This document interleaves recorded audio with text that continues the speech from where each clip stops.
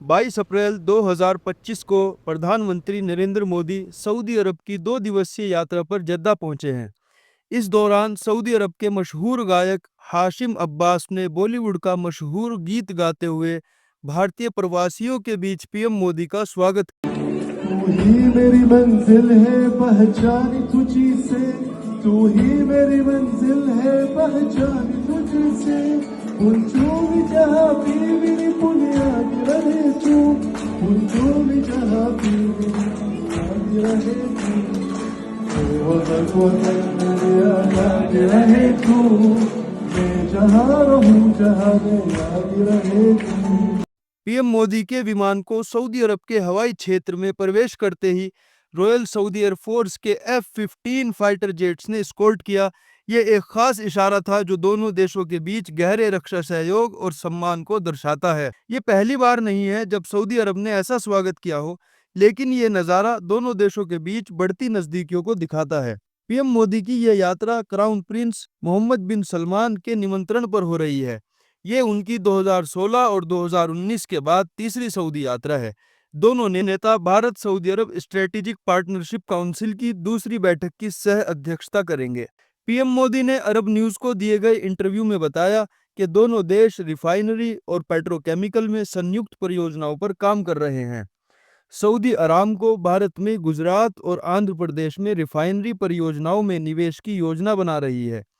इसके अलावा दोनों देश बिजली ग्रिड इंटरकनेक्टिविटी की फिजिबिलिटी स्टडीज भी कर रहे हैं, जिससे भविष्य में ऊर्जा आदान प्रदान संभव हो सकता है। भारत और सऊदी अरब का व्यापारिक रिश्ता सदियों पुराना है।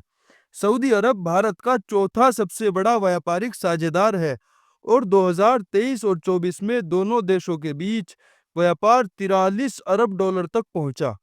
सऊदी अरब भारत को कच्चा तेल और पेट्रोलियम उत्पादों की आपूर्ति करता है, जो भारत के कुल कच्चे तेल आयात का 14.3% है। भारत सऊदी अरब को खाद्य उत्पाद, दवाइयाँ, फार्मास्यूटिकल्स प्रोडक्ट और इलेक्ट्रॉनिक्स निर्यात करता है।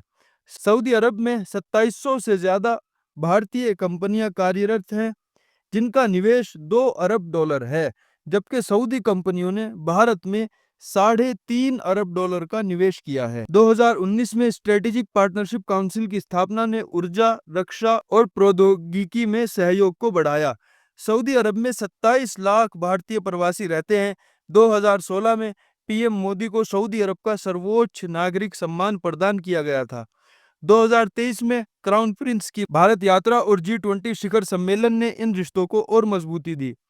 दोनों देश अब स्वच्छ हाइड्रोजन, फिनटेक और साइबर सुरक्षा जैसे क्षेत्रों में सहयोग की तलाश कर रहे हैं। पीएम मोदी की इस यात्रा पर AIMIM अध्यक्ष असदुद्दीन ओवैसी ने तंज कसते हुए कहा, पीएम मोदी सऊदी अरब में क्राउन प्रिंस मोहम्मद बिन सलमान से मिलेंगे, जहां वो या हबीबी कहकर गर्मजोशी से अभिवादन करेंगे, लेकिन भारत लौटने पर वो लोगों से मुसलमानों को उनके कपड़ों से पहचानने के लिए कहेंगे। मोदी माशाल्लाह सऊदी अरब गए हैं तो वहां पर मोहम्मद बिन सलमान से या हबीबी बोल के मिलेंगे और भारत में आकर बोलेंगे कि इनको कपड़े देखकर पहचानो।